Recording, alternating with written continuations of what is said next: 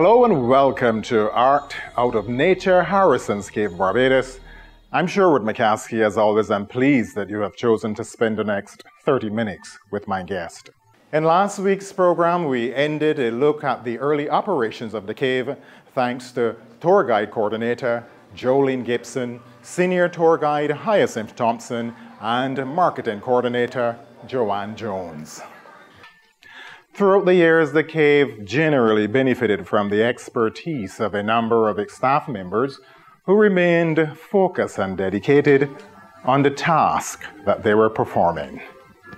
Now, maintenance and repair are needed to tackle the inevitable decay and deterioration of building fabric that occur because of climatic conditions, wear and tear by building users, or other threats.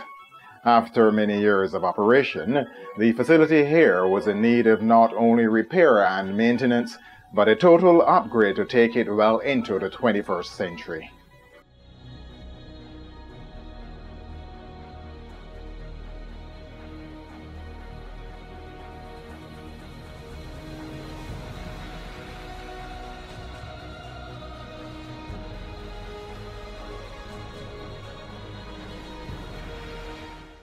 Now, this episode introduces you to yet another local hero of Harrison's Cave, an architect by profession who performed the role of project manager and along with his team engineered the cave's most recent redevelopment. It was a job that required careful and detailed planning, knowledge of technical matters and design. Now, you may call it fatalism or determinism. Architect Steve Devenish was now totally immersed in performing a role that brought him immense pleasure, for it was an opportunity to put into practice the skills he acquired while studying abroad and create something that would position this cave well for future generations. As you listen to him, you get the impression that he was predestined to perform this task. Steve Devenish begins by placing things in the correct perspective. My involvement in Harrison's Cave is one that, I don't know if it was destined to occur or whatever, but my very first, it forced me to think about it. When I was attending Barbados Community College, there was a man called Otto St. Hill who was then the project manager. And I remember he would come down to classes and you had these mud display on his big Land Rover. And there were drawings in the back of the vehicle which showed contours and landscaping. And I had always been interested in geography and art. So when I looked in, I used to always peep into this vehicle and see these drawings with these contours and stuff like that. And I quietly said to myself, I want to be like to work on something like that. But that would have been back in 1976, 77, 78. Put it out of my mind, there was no issue or no chance of that ever happening. But then when I joined the then Parks and Beaches Commission, and that would have been in March 1st, 1980, we had several contracts for landscaping in Barbados. One would have been here was Hall Village.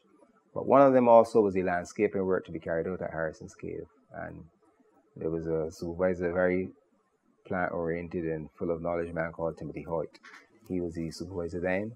And as a draftsman, I was supposed to do the drawings to show where the plants would go. And Harrison's Cave came on my desk. So we were involved in the landscaping at Harrison's Cave.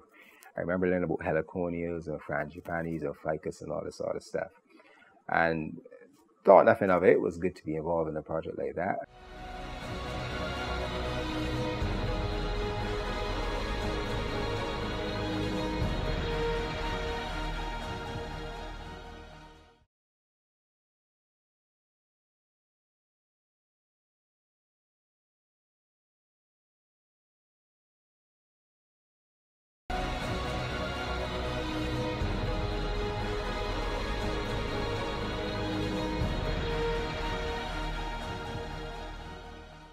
You would recall that in 1982, the Parks and Beaches Commission and Caves Authority were amalgamated to form the National Conservation Commission. And that is when Steve's first direct interaction with Harrison's Cave started. Little did he know it was the beginning of a journey where his soon-to-be acquired skills and knowledge would be direct assets. Well, however, between then and 1984-85, it was nothing significant until I went away to study architecture and I returned. And on my return, Harrison's Cave was one of several projects we were looking at. At that point in time, we were considering expanding the facilities to improve office accommodation and provide for the staff who were there. We went through several designs and considerations, but at that time there was also a proposal from Thelson King, who was the original architect, which I had to review. And we made several attempts to provide additional accommodation, but none of the designs were really accepted. And then eventually there were several committees we used to sit on then, and it was recognized that to improve the facility, you could not do it in what we call the valley floor because you were hemmed in by the cliff face on both sides. In addition to the natural limitations here, there were several other factors that merited the expansion work.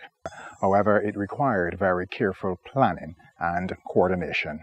From as early as 1985, Steve Devenish, a then young architect, was tasked with considering proposals to improve the surroundings here. You might ask why, and understandably so. He lists some of the challenges that they were experiencing back then. On the Wednesday, which was normally a good cruise ship day, you will find that once 2 tour buses parked, the place blocked off and it rammed, and it was very, very popular, and traffic and taxis were backed up the road, and everybody complained, need more facilities. And then when the trams broke down, that was almost an immediate feast. And the unfortunate thing was that the tram storage facilities was at the southern end of the car park, and the tour was at the northern end. So there was no way when you had a mechanical difficulty to mask that. Everything was unveiled in front of everybody so people could look and see when something happened. But there were several efforts and decisions about how to improve the facility. And then one of the designs I had done at that point in time was for a building at the southern end. At that point in time, they realized that what was required was a more comprehensive effort. And so they explored the possibility of relocating the car park, which was then situated here in the valley floor, to the cliff top. In the early days, people were only thinking of moving the car park. But then when we considered it, we felt, why not move the facilities and have people transfer to the bottom? I had worked on a preliminary scheme at that point in time. I presented the government, and when we presented that scheme, there was some skepticism, but also members of the board at that point in time too. But there were some people who were fully supportive of it. I remember Frida Nichols, who's not the port, was one of those who was fairly embracive of it. There was good news. The government of the day welcomed the idea and was particularly pleased with the recommendations. In fact, the government commended Steve Devenish and his team for the correct approach taken. However, the government held the view that a more comprehensive study was required, where it would see the feasibility of it all before committing government's resources. And so the astute project manager, determined to see this project through. The argument was also advanced that feasibility studies will take quite some time. In the meantime, the plant had deteriorated to such a point that it needed an instant refurbishment program. So the government of the day then decided we must do the detailed feasibility study. But in the meantime, we must look at all the resources required for it to run properly while we are looking at the feasibility study. And hence we named it a two-phase program. One was a short-term refurbishment program, and one was a long-term feasibility study. And even prior to the short-term refurbishment program, there was another issue within the cave where the trams were sliding as they come out the cave, and we had to look at the refurbishment of the roadway, and also to the fleet of 4 trams were very vintage in their technology. And the decision after a failed attempt was taken to get another tram, but we had to have that design and build. So we had the old fleet, which we had to add a tram to. So you end up with a project for 1 more tram, the refurbishment of the roadway, and also all the other things necessary to keep it running steady while we look at a feasibility study.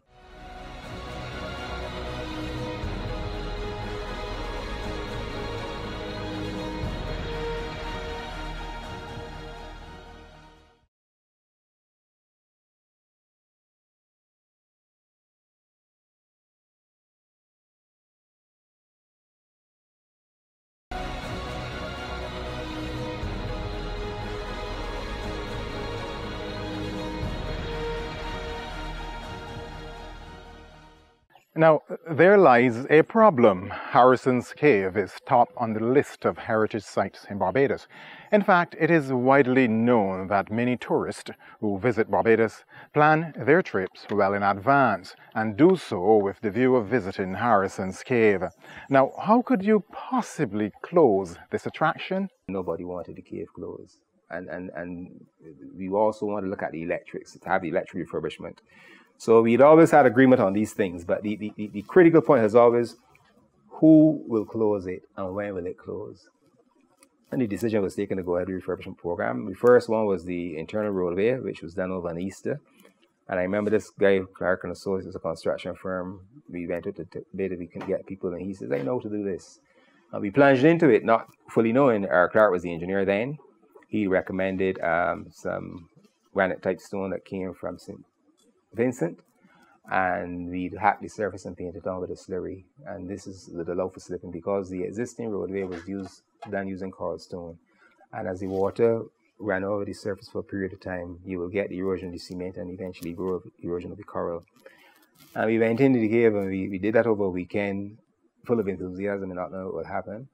And by the Monday when the first tram went in, it started to slide again. So we said, oh boy, have we done the wrong thing? But what had actually happened is that lateness had set in, which is a thin layer of mixture of slurry on the top. So once you power washed it, it was working. Then once we recognized that that worked, because we only used it in these areas where the tram was slipping, the decision was then taken that we can do the internal roadway completely. And that came on as part of the phase 1 refurbishment program, which included putting in an electrical power supply and also refurbishment of some of the buildings and stuff like that. Now, the refurbishment program is in full operation and the team is pressing ahead. The next major phase was the feasibility study. Now, what was this feasibility study and how important was it for Barbados in general and the cave in particular in light of the then prevailing conditions? The feasibility study, we thought, came along at a very critical time because by then in the mid-90s, a lot of projects were running in Barbados. We had the tourism development program, we had coastal conservation study phase 2, and we also subsequently had environmental management for land use plan and sustainable development. And all those studies, there were some common things about those studies at a point in time. One of them was Barbados' attempt to truly get community involvement, before the fact rather than after the fact. Another critical thing about that period also too was that these came on the heels of the Sustainable Conference, which was held in Barbados in '94, which was preceded by the Rio Conference in '92.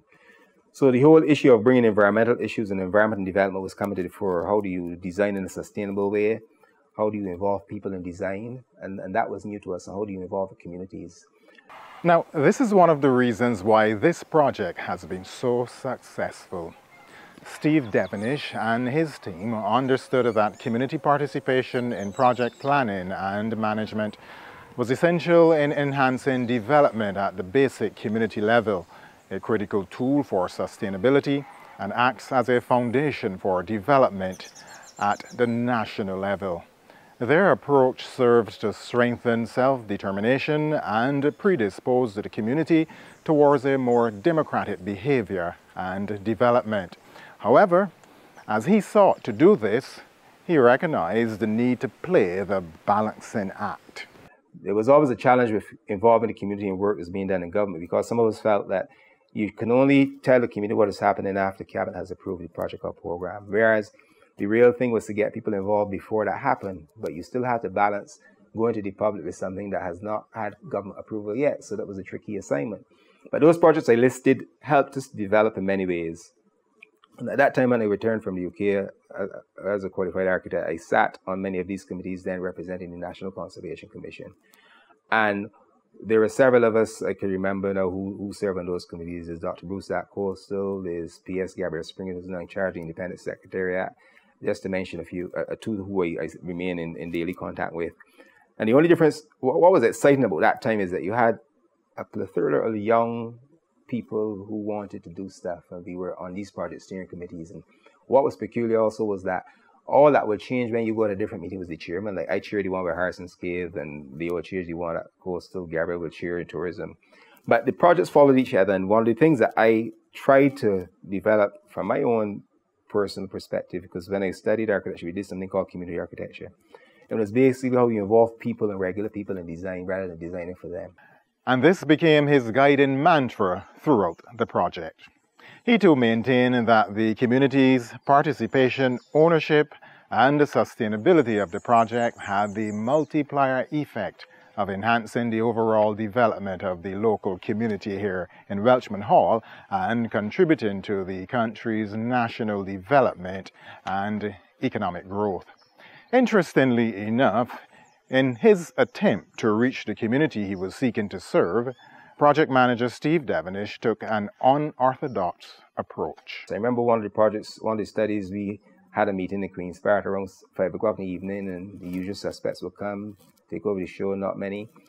Then I remember going to one where we had, on another project, we had a community meeting in Bathsheba, and when we got there, Bathsheba Center was filled but with civil servants and consultants. And on my way down, all the ram shops and the people we wanted to attach. So we moved from having the meetings at peculiar times during the day to going in the afternoon. And then I said, well, when my turn comes for my project, we will have to do it differently. And the different way we pursue the community participation on this project is we decided we will set up in the community amongst the people. And the project will be one that people can access at any point in time. And you will try to engage the people through different communication strategies and also through the consultants with base here. And some of those projects, the consultants used to fly in, do a short stint and fly out. And what we encouraged government at that point in time is to have a full-time consultancy here. So the consultants were downstairs and I was upstairs. And basically, we were in the community, so the community could come in at any point in time and talk to the consultants. And that is how we pursue the community component, so that you extract from the community what is important to them. You extract from them an understanding of how they see their space and their environment. And at the same time, you present to them what you're proposing to do in a way that is comfortable to them, at a speed and a condition that suits them. Now, the disadvantage of the community participation thing is that it takes time. It's very unpredictable. You might have a project scheduled for 3, 4, 6 months, but you might be in the community and people don't really respond to you until they feel comfortable with you. So that is why we actually were set up in the community, and that's how the community component evolved, and that has been a significant component of the redevelopment of Harrison's Cave. A lot of people see the physical work and the trams and the lifts, but the community component has been one of the more enjoyable and successful episodes that we pursued. But I would suggest to anybody that that concept did not start with Harrison's Cave. It came out of the whole idea of sustainable development, the Rio Conference, the Barbados Cities Conference, and trying to involve people. So what we were just trying to do is to implement this international movement into project life and project cycles within Barbados. And Harrison's Cave was the point at which it actually came together. So we wouldn't try to lay claim as the originators. So that's how the location of the office occurred.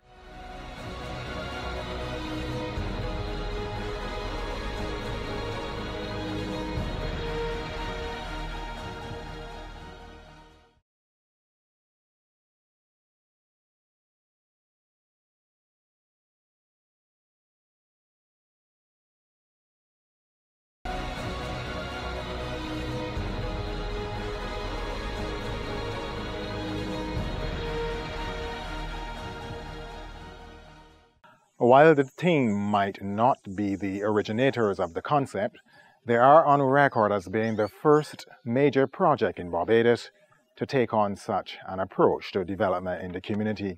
Its success, no doubt, ought to be studied and adopted by others considering similar projects in the community. Now, having settled into the new offices, the terms of reference of the feasibility study were developed. The government of the day suggested that they wanted a comprehensive study which will highlight all resources necessary to put Harrison's Cave on a firm footing for the future. Technical, financial, human resources, environmental. So we developed a very, very, very comprehensive feasibility study. We went out to international tender. There were in excess of 50 submissions. We narrowed down those submissions to 12. Then we narrowed them down to 6, and we invited those to make submissions. Then once there was a selected consultancy, we entered into contract negotiations. Again, during those negotiations, we tried to benefit from what we've seen happen in the other projects. One of the cries for a lot of people was that a lot of these studies going on and we bringing in foreigners to tell us what to do. A lot of these studies going on and people didn't know what's going on with them. So we had those things in the back of our minds. And therefore, when we negotiated with the consultants, we tried to make sure that there were as many as possible Barbadians on the team. We were focusing on technology transfer. And throughout all the projects, a lot of us learned a lot. In fact, I remember the introduction of what everybody thinks seen as a PowerPoint projector. One of the first times those were used in Barbados was on a tourism project. And it was a project, it was a big like a sewing machine, and everybody was fascinated by it. By the time it came to us, we were in slim, streamlined projectors. Also, to digital photography, that was a new thing then, and we saw that on the tourism project, and it evolved through the projects until we became fairly competent with digital technology. And another thing we also saw in terms of technology transfer and evolution over that period of time was the digital camera, where the digital camera was used for the first time on the tourism project. Then we saw that on the MLAP project, and then by the time our project came, we moved on to stage further. So in a way, the 90s also saw a certain level of technology transfer and a certain level of development for officers within government, and sometimes we take that for granted. The evolution of the technology here in Barbados and how it was used by the then young professionals as they sought to make it better for all of us. You would note the team's insistence on having Barbadians working on this project.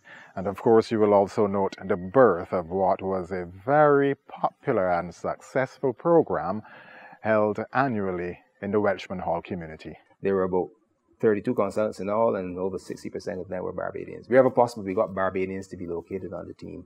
So it was led by a Canadian firm, but it was predominantly staffed by Barbadian consultants. So we got a lot of Barbadian consultants to work with the overseas consultants, thanks to facilitate technology transfer and stuff like that. But once that study was done, the contract was awarded. That study then ran for a period of about 3 years. It was initially supposed to be 18 months. But one of the things that bumped it up to 3 years was something called integrated nature tourism, which was a concept that came out of the early days with the sustainable ideas. It came through tourism, and we had that as a concept. And they did a proposal for what was then to be known as the Heart of Barbados. And then they came to us and had the proposal neatly written up. We said to them, but why not run a pilot? And we had a long, energetic discussion about that. It's going to cost more money. You guys want me to submit on time, but if we do that, we're going to go with the timeline. And so we came to a conclusion, a negotiated position where we said to them, we will extend the timeline if you run it as a pilot. So they ran the Heart of Barbados as a pilot. And I said, well, if you run it as a pilot, all the difficulties you just told me about, record them as recommendations. So after a bit of duress and stress, the consultants agreed to run it as a pilot. So we ran the Heart of Barbados as a pilot. And all the information that they gathered helped us then to formalize it as a formal program. And then we subsequently continued to run the Heart of Barbados for about 10, 12 years. So again, that pioneering work occurred was the whole advancement of communities participation. The idea of running it as a pilot was to genuinely give people a chance, because we were a bit fed up of writing about community participation, but it never happened.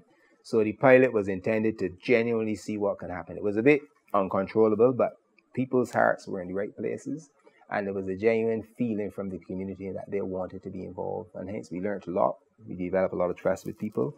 So the time delayed for the project was worth it in terms of the trust issues. So that set the platform for continuous community research. As a matter of fact, one of our officers, Rosine Reed, she did her master's on that research program. And her research then informed our program the years after. So again, technology transfer, transfer of knowledge, advancement of civil servants is factored in within the redevelopment. Once the feasibility program was completed and presented to government, the team looked at a comprehensive proposal in terms of buildings and the environment. They were very careful in the selection of consultants. There were over 150 recommendations, and government took the decision to pursue with the redevelopment. So then we retained the same consultants to do the detailed design. And the reason why we insisted on that is a lot of the time you have a feasibility study being done by one company, and then when another company takes up the detailed design, they criticize all the things that happened before and say it wasn't done properly. It's like the plumber coming in your house and complain about the tile, and the tiler complain about the electrician. So we said, if we keep the same consultants, we'll hold their hands to the fire. So you can't diss the work that's gone before. So we retained the same consultants to do the detailed design. And then the detailed design was completed, and we went out to tender for international bids, and we got a local bid, and the construction work started as a result of that. You will also note the multifaceted nature of the project and the careful manner in which the team went about selecting the trams. Now, within the redevelopment process, there were several strands of work that came along. The integrated nature tourism, which then became the Heart of Barbados, as I told you about.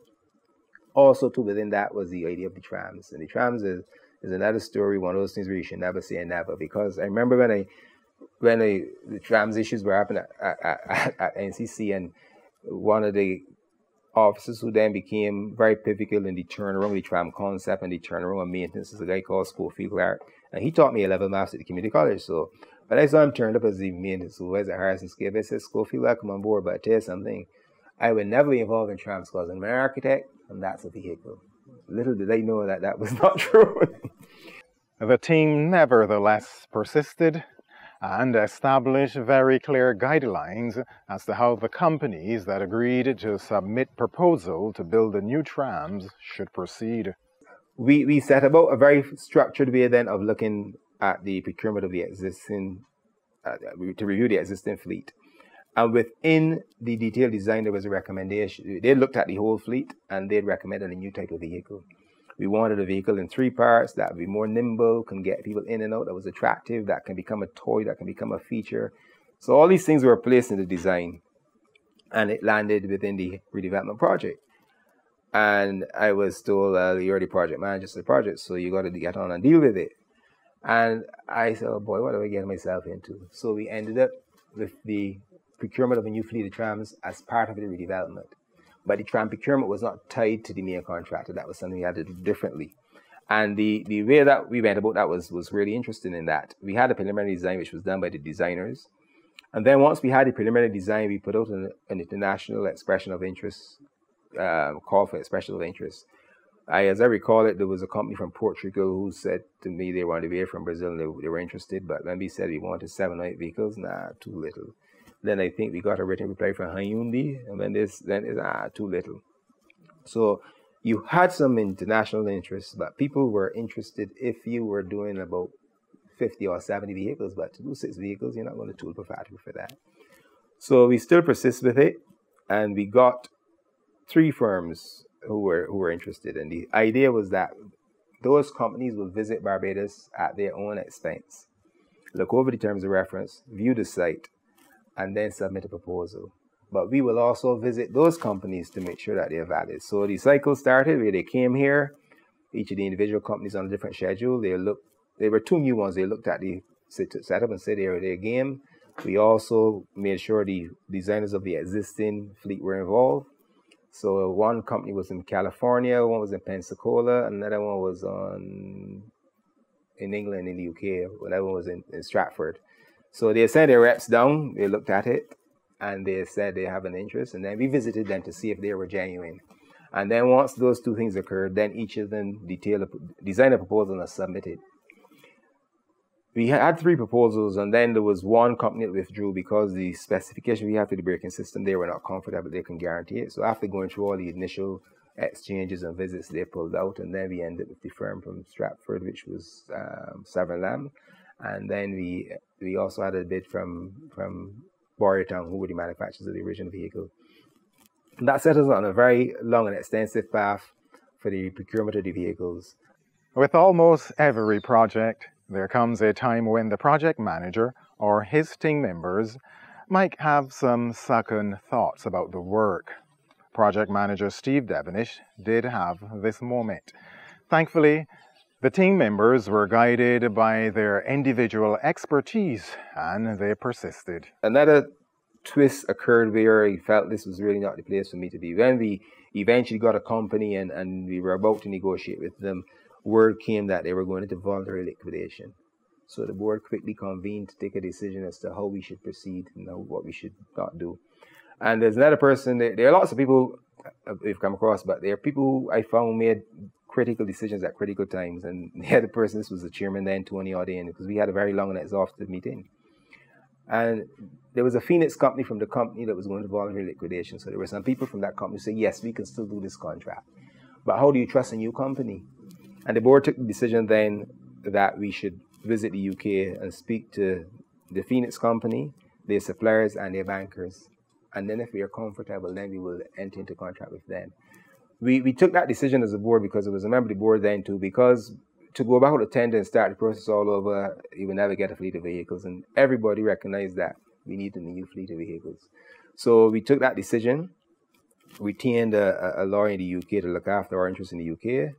And that decision was taken on a Thursday, and by Saturday morning, we were in the UK visiting these companies. Now, careful thought and consideration had to go into the selection of the tram. The tram had to be designed, taking into consideration the peculiarity of Harrison's Cave, a Of course, all in the hope of procuring the ideal tram. To ensure that all of the transactions were done correctly, the team entered a special contract.